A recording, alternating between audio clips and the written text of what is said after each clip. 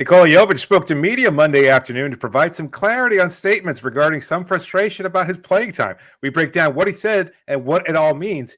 And can the Heat advance in the in-season tournament? Well, that depends on how they fare against Damian Lillard and the Milwaukee Bucks. We'll preview that game and what to watch out for and revisit the Dame Lillard trade saga on today's episode of Locked On Heat. You are Locked On Heat, your daily Miami Heat podcast. Part of the Locked On Podcast Network, your team every day.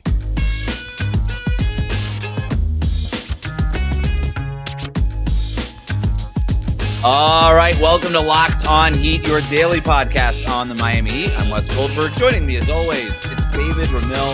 However you're tuning in on YouTube, Odyssey, or your favorite podcast app, thanks so much for making Locked On Heat your first to listen every day. Today's episode is brought to you by FanDuel. Make it every moment more. Right now, new customers get $150 in bonus bets with any winning $5 moneyline bet. That's $150 if your team wins. Visit FanDuel.com/lockedon to get started.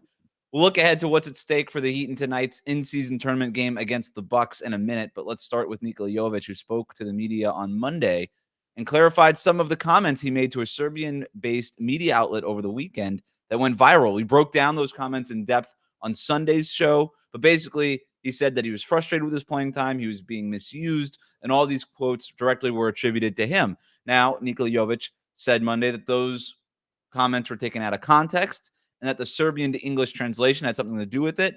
But let's hear it from his own words. Here's what he had to say. Directly from you, then, is there any frustrations with the lack of playing time? No. Have there been struggles with the role that you played? No. I mean, of course, I want to play, and I always say, like, I'll help this team as much as I can. Like, last night, which, of course, I was not playing great, but this team is playing great, you know. We were, before the injuries, we were, like, top 3 in the East, which we should be there, you know. And guys without me are playing unbelievably good, and I support them, like, last year, and they should stay like that, you know. So the rest of that interview is available on our YouTube page. He goes on for about 4 or 5 minutes, and I think it's worth listening to hear it from him. But David, do you think differently about Jovic's comments, having heard what he said in that clip and overall on Monday?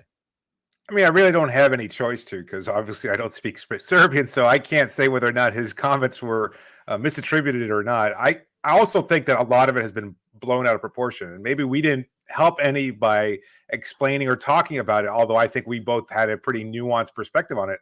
There's no problem with him being frustrated. I don't think the Heat have a problem with him being frustrated, but maybe some of the comments seemed a little harsh or a little sharp in terms of how he was being misused or something along those lines. So maybe that might have been taken out of quote unquote context, but regardless of whether it was, I don't think anything that he said to media on Saturday following the loss of the Nets was really all that controversial. And I think it's something that you and I have talked about for a while now, like that he needs to have a clearly defined role and he can't seem to earn any kind of playing time. And as far as his explanation on Monday's practice, yeah, it's fine. It's totally acceptable. He cleared the air a little bit.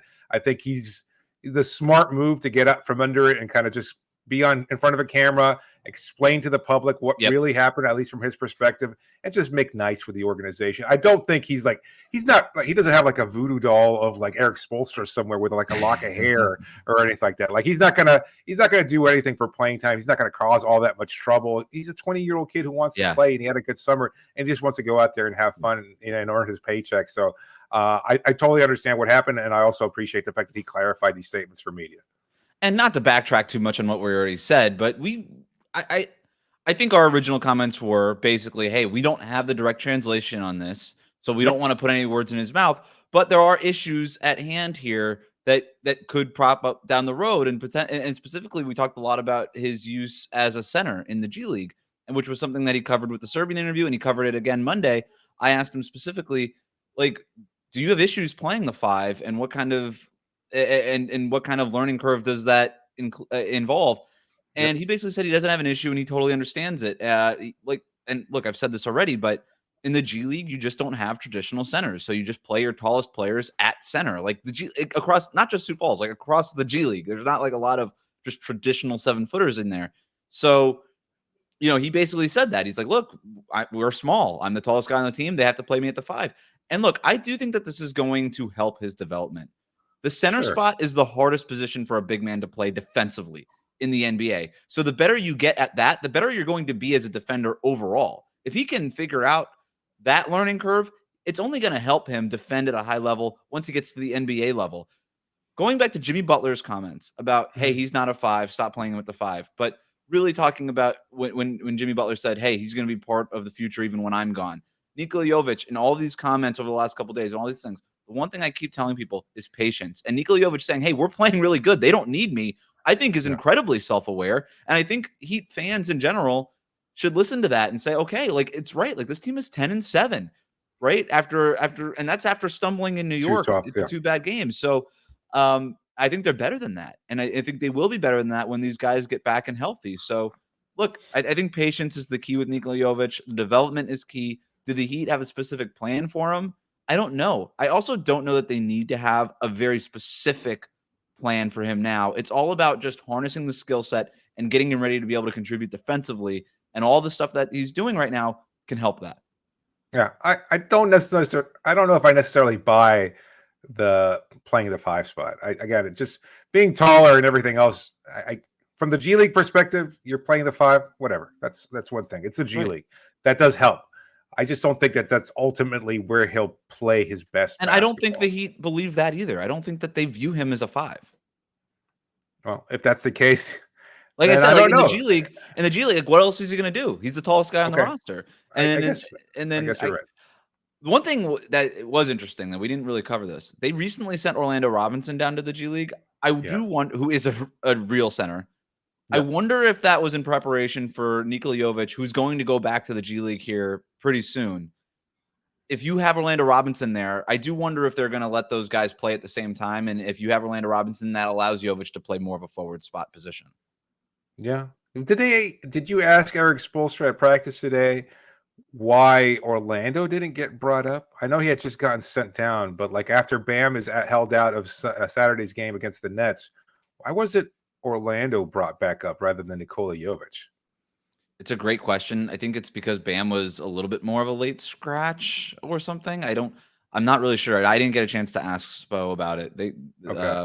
All the media sessions were pretty short today, but look, I think in general we're making so much out of the Nikola Jovic thing. And one thing that he did say, just boots on the ground here, the one thing he kept telling us was, you guys would never do this in terms you guys being like the Miami-based media that were there versus like the Serbian media. And he had a lot of choice words to say about the Serbian media there that you can hear in that interview in full.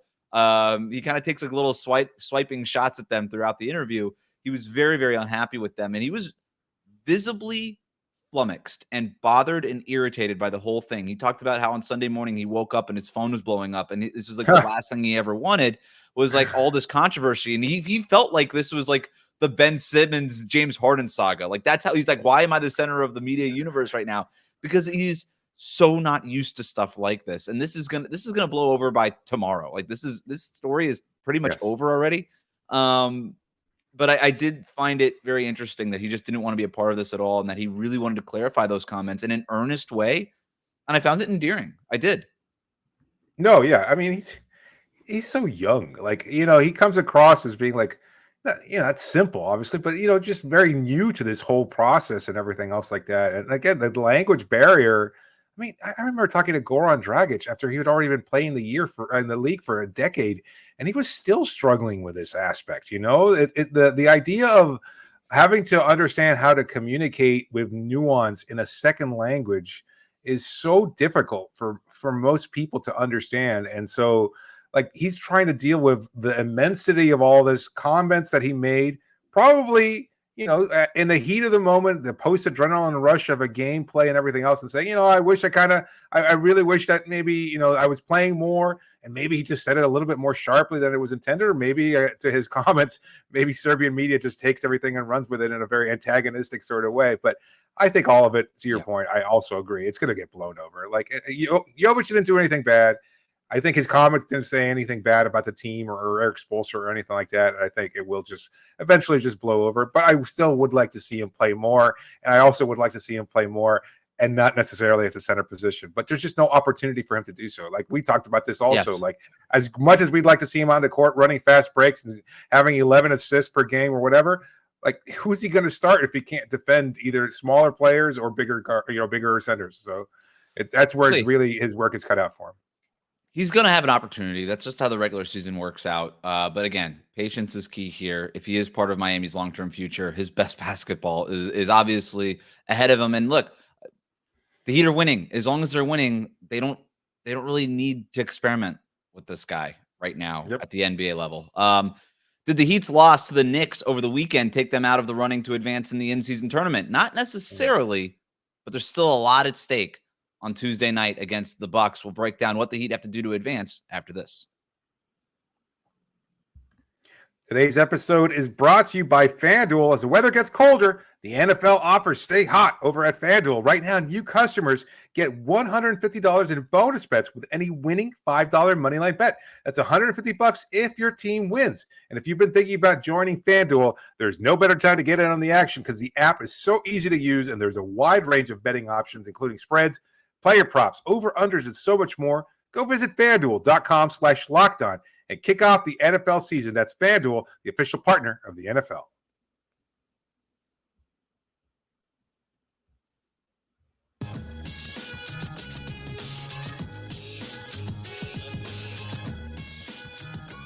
Thanks for making Locked On Heat your first listen every day. Make sure you're subscribed on YouTube and on your favorite podcast app. Locked On has launched the first ever national sports 24/7 streaming channel on YouTube. Locked On Sports Today is here for you 24/7, covering the top sports stories of the day with the local experts of Locked On, plus our national shows covering every league. Go to Locked On Sports Today on YouTube and subscribe to the first ever national sports 24/7 streaming channel. We will be back here on the Locked On Heat channel after tonight's game against the Milwaukee Bucks with our takeaways from the game and hopefully some credit cookies. The Heat do play the Bucks tonight at home, their final in-season tournament game of Group B. The current standings of Group B are Milwaukee in front at 3-0, the Knicks at 2-1, and the Heat at 2-1. The Knicks are ahead, of course, because they won their head-to-head matchup against Miami on Saturday, but they also have a higher point differential than Miami, winning their games by 18 points combined compared to Miami's 11-point differential. That puts the Heat in a tough spot, but not an impossible one. So let's just, David, before I throw it back to you here, I just want to break it down, sort of the scenarios here, because we've talked a little bit about the play-in or the in-season tournament, but now that we're kind of down to the nitty-gritty at the end of group stage, there's like some stuff that we got to figure out. It's math, right? It's complicated math. I spent a lot of time on this. I don't want to say anything. The easiest way for the Heat to advance to the knockout round is to beat the Bucks on Tuesday night, and for the Knicks to lose to the Hornets. That game at MSG also on Tuesday night. The Knicks are 11-point favorites according to FanDuel in that game, so that's going to be a big upset if the Hornets can knock them out. But we're all Hornets fans tonight if we want to see the Heat advance. So that's the easiest way. Heat advance. They're going to be missing LaMelo Ball too, right? Isn't he hurt? So big Gordon Hayward night. Terry Rozier, is he back yet? I don't know. I haven't seen him. Can it be like a big Brandon Miller? They got Bridges back. Yes. He's been playing well for them. We'll see. I'd rather he not have a big night. But yeah, Gordon Hayward, sure, go for 40, man. Why not? So yeah, that's the easiest way, maybe also an unlikely way. All right. If the Heat and Knicks both win, all right, it's going to be tough for Miami to win any tiebreaker because the difference in the point differential, the Bucks right now are winning their group stage games by 39 points. So they're far and away the best team in terms of differential. So the Heat would have to like pummel them, like the Dolphins pummeled the Broncos by 70 points to even have a shot here. I mean, that's what we're talking about. It would have to be like an historic route here. Another option, this one, according to the NBA, who sent out some scenarios. Okay, so this is not even my math. This is NBA math. A home win over the Bucks, a Cavaliers home loss to the Hawks, a Celtics loss to the Bulls, and a Nets loss to the Raptors. And the Heat also must finish second in its group through a tiebreaker. So again, the Heat would have to beat the Bucks by way more points than the Knicks beat the Hornets, right? Because remember, not just the Bucks point differential, but the Knicks have a point differential of plus 18, where the Heat are sitting at plus 11 here. So they've got to beat the Bucks by 8 more points than whatever the Knicks beat the Hornets by. So with all of that said, how are you feeling about the Heat's chances to advance now, David? Not great, but there's still a wild card, right? I mean, there's still an opportunity for them to That's what I'm talking about. advance. That's Okay. with that. Those last couple scenarios were wild card scenarios. They can't win the group outright. They can. They got to beat the Bucks and then still have the point differential over the So they Knicks. got to beat the if Bucks by Knicks like win. 60. Yeah. So yeah, well, by 8 more points than whatever the Knicks beat them by. Because if they beat the Bucks, then they have the head-to-head over the Bucks. So now you're not worried about that point differential. But if They lost to the Knicks. But they lost to the Knicks, so you have to beat out their point differential. Or the Heat win and the Knicks lose and the Heat just win the group. Yeah, that's I'm not confident in it. And you know what though? It doesn't even matter necessarily in terms of like my confidence level about I want to say that, and I think we made this point before, like the fact that we're caring about this, it kind of shows that the NBA was right. Like the fact that these tournaments have paid off the way that they have, and that we're talking about this in the middle of a late November regular season game with added stakes. This isn't just the drama of Giannis and the playoff rivalry and Dame Lillard coming to Miami, et cetera. There's like in-season tournament hopes tied into this, and I think it matters. Like I've put in my credentials request to go to Las Vegas to cover the tournament. Like to me, I'm like excited to be able to see them hoist a trophy, even if that trophy ultimately doesn't necessarily mean anything. And I think for the players, however, like the chance to get that money, to go to Vegas, to represent the team well, to show out in the first tournament, like maybe it'll just wind up being a trivia answer 50 years from now. But overall, I still feel like there's a lot of excitement about this whole process. There are teams like the Lakers, for instance, who have been very publicly open about we want to run the table. We want to win the in-season tournament. We want to win the championship. And I think when we're comparing teams and their dominance in the future, the in-season tournament might be a helpful instrument in all of that, right? It's really hard to determine, okay, who are the best teams of all time and all these things. But if you run the table, that speaks to dominance from the beginning to the end of the year, more than just regular season wins do. So I think that could be very interesting. I think basketball players are incredibly simple when it comes to competitive stakes. Hey, there's a carrot and it's competitive and there's a trophy at the end. I'm going to compete for it. I don't really care. And obviously the $500,000 doesn't hurt either. And by the way, it's like $250,000 for the second place team. That ain't chump change. That's a good amount of money. So I'd gladly take it right now. For sure. And, so look, I think you mentioned hoisting the trophy. They better not like do a whole thing though, like at the end of the finals, like where Adam Silver comes out and does a whole speech, like at the end of the in-season tournament. That seems a little silly for that whole dog and pony I don't. At the end of it, no champagne in the locker rooms or anything else like that, but just bring him out for a trophy. I mean, or at least a coach, a representative from the team. It should be somebody. MVP, or you need a representative from the team and a representative from the league, but it needs to talk, or not even I don't know. Like I don't know who has the broadcast. It's going to be like Netflix or Amazon or Apple next year who has the broadcasting rights to this. But that's what they're talking about. They're thinking about selling this whole package to them. So it's anyway. Yes. And as simple as basketball players are in all this, I'm even more simple because I was very cynical about this whole thing. I thought it was silly. I thought it was stupid. But you put something in Vegas, and I'm basically in. It's the Formula One formula, right? Like, hey, let's put a whole race in Las Vegas. Is it a good race? No, not really. Are all the drivers going to complain about it? 100%. Does anybody care? No, because it's in Las Vegas, and we're incredibly simple. You put a competitive thing in Vegas, all Americans are generally in on that. It's not hard. They should put it in the Sphere next year. No, never. Why? I take that back because the Sphere is an eyesore and I hate it. Ooh, I like the Sphere. Back to the wild card standings here. The Pacers are the only team. Old man yelling at crowd here. Cloud. Sorry, I'm not a big fan. I don't like it. So what's I thought about going there for a concert, like just the idea of like a concert there and just like having all that going on. I might can't handle that. I'm sorry. I have so few synapses left firing there. I can't have that going on. That's just too much for my brain to handle. Sorry.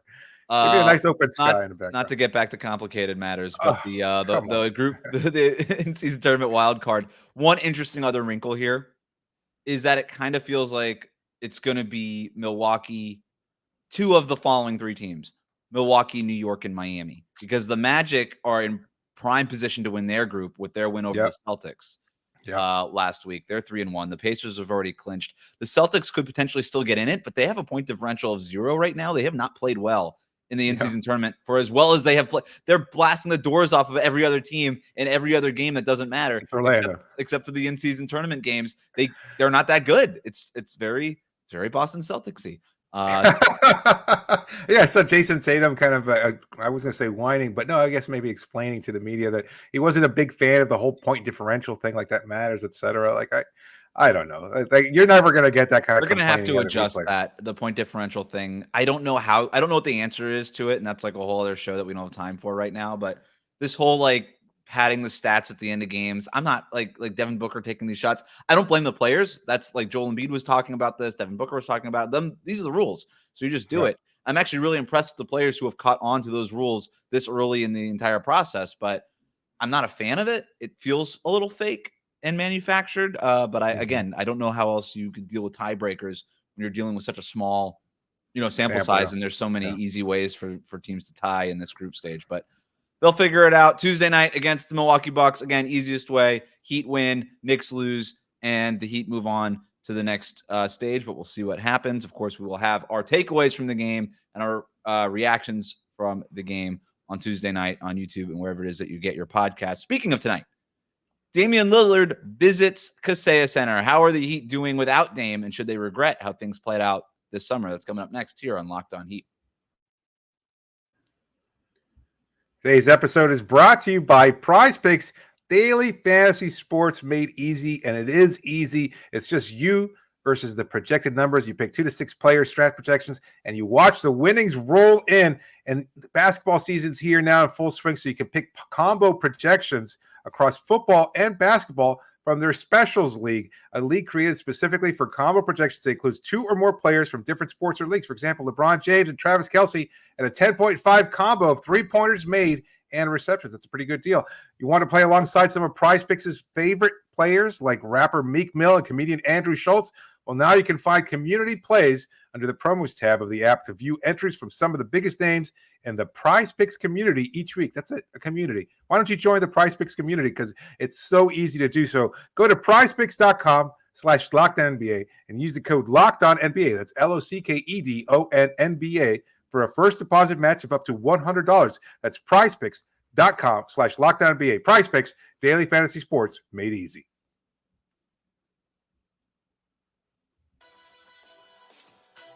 Thanks for making Locked On Heat your first listen every day. Everydayers, tune in tonight with our recap of the game against the Milwaukee Bucks. Make sure you subscribe on YouTube and your favorite podcast app. Before we get to the Damian Lillard angle here, injury updates quickly.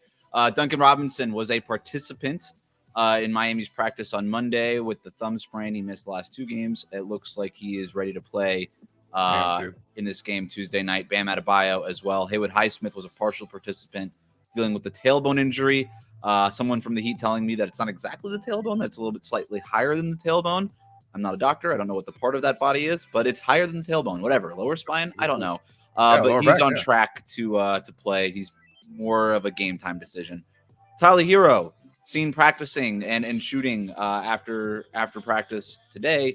Could not see a bandage, a wrap or a brace or anything like that on that ankle.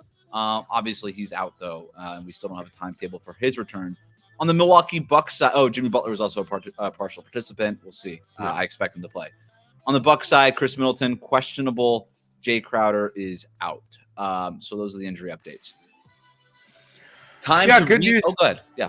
No, I was just saying good news about Tyler. And kind of just fitting along what we just thought. I mean, we had hoped that on the more optimistic side of things that maybe he'd get an update a day or 2 ago, and then he'd be good to go for tonight's game against the Bucks. But I mean, that was always going to be like super best case scenario. So if it just takes a little while longer, that's fine. But as long as Duncan and Bam, exactly. I think it's okay.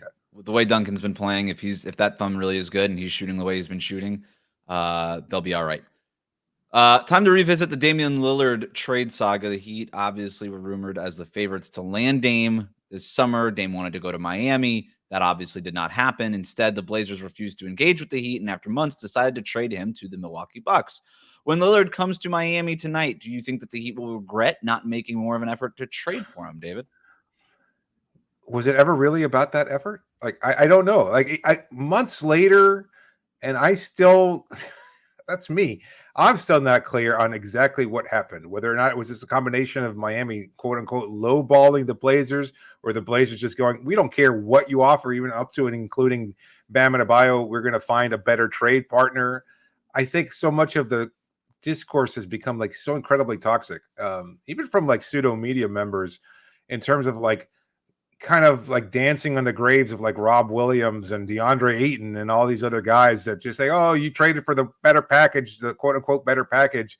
And now Miami is, one of the top 5 teams in the East, et cetera. Like, that's just nasty work to me. I don't want to sound preachy, although maybe I can't help that aspect, but I just find it kind of distasteful how it's all played out. Like, I'm sure Dame would have preferred here, but now everything we've heard now about Pat Connaughton kind of secretly on a text chain with Giannis Antetokounmpo kind of luring him in here and recruiting him and saying, you know what, maybe it's not so bad. We know that Dame kind of took his foot off the gas, and maybe he could have applied more pressure and said Miami or nothing else, and maybe Cronin eventually would have caved in somewhat and maybe picked up the phone or at least made a call or at least received Miami's calls or whatever. But it didn't work out that way. It's over. To me, like, I put the whole thing kind of behind me, and I haven't really thought about it all that much, other than the kind of trickling of news that we get here and there, like every other week. Like, even today, like, there was a report about how Damian Lillard was really upset and hurt by the trade of CJ McCollum. Like, that happened years ago, and he's still kind of upset about it. But it kind of shows the deterioration of that relationship with the Portland front office. And so he was never, in my opinion, going to get exactly what he wanted, which is a trade to Miami. Clearly, he wanted the trade to Miami. He ended up in Milwaukee. He's been very open and honest about the fact that he was a little lukewarm about the idea in general. But now he's playing with Damian Lillard, and the Bucks are really good. What have they won? Like 6 games straight now? Or they had like a win streak going there for a while. They're back near the top of the Eastern Conference. Damian Lillard this year, 25.6 points per game on 41% shooting, 33% from three-point range, and 6.3 assists. Pretty modest numbers for him, especially when you look at the shooting percentages, although that stuff has been trending up. Lillard over the last 5 games, 31 points, 31 points, 22 points, 27 points, 27 points. So he's been playing better. Him and Giannis are starting to figure out more chemistry. I can't remember where I read it today, but somebody, and I apologize, had put it out there. Like, even the Giannis Dame 2-man game is starting to trend in the right direction. They're during this win streak, they're averaging like 17 or 18 screens for Giannis screening for Dame per game, which was up for basically like 10 or 11 to start the season. The one thing I would say, I don't know, again, to your point, I don't know if it was an effort thing or whatever it was.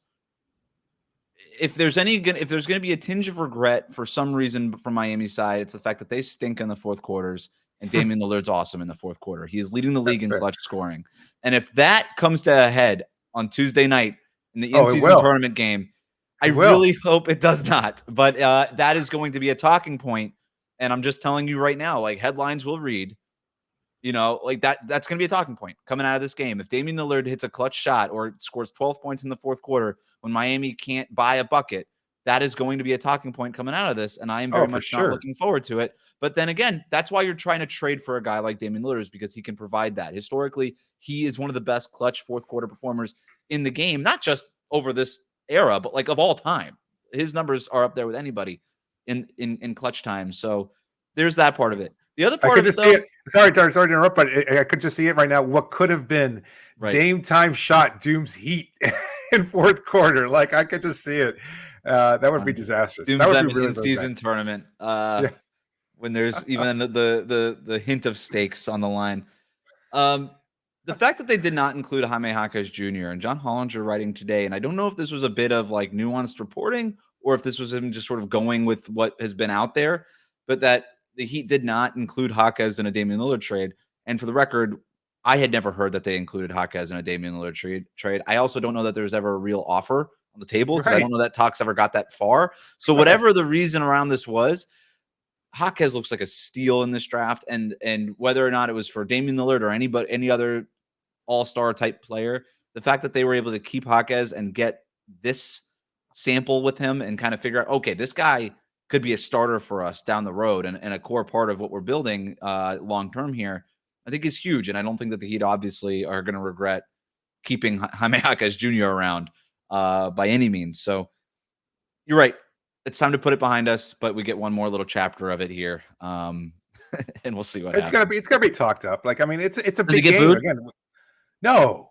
Why should he? Like, I think if anything, like, I think Heat fans might be extra like cheerful of him because I think there's still some optimism that maybe things go disastrously in Milwaukee at the end of the season, and that maybe he still says, you know what, we gave this a shot for 1 year, but I'm still not happy here. My preferred destination remains Miami. I'd like to see a trade to Miami, and we'll see how that happens. That seems impossible and as unrealistic as hell.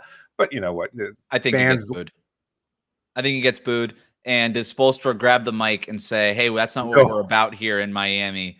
We never talked about that. What was your overall takeaways? And for people not understanding what we're talking about, what was it, last week in a San Antonio Spurs game at home against the Los Angeles Clippers, as they have since 2018, Kawhi Leonard, every time he touches the ball, gets booed. He's at the line shooting free throws, and the boos intensified to some degree. And Greg Popovich, the head coach, takes the microphone and the in-arena public address system and tells everybody, hey, that's not what we're all about here. That's not what we do here. And he tells everybody to keep it down. Yeah, I know. Yeah, I know. I thought it was cheesy.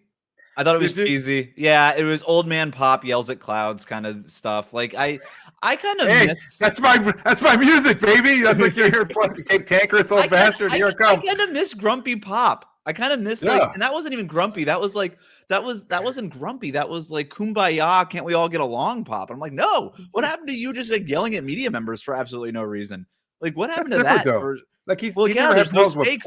He's just here for basketball. Like he's just here to coach. He's here for the love of the game anymore. There's no stakes for Greg Popovich anymore. And now this is the Greg Pop. We get cheesy old man pop. I thought it was incredibly funny. I thought it was great that Spurs fans were like, actually, that's exactly what we're about. And they just continued to boo Kawhi Leonard.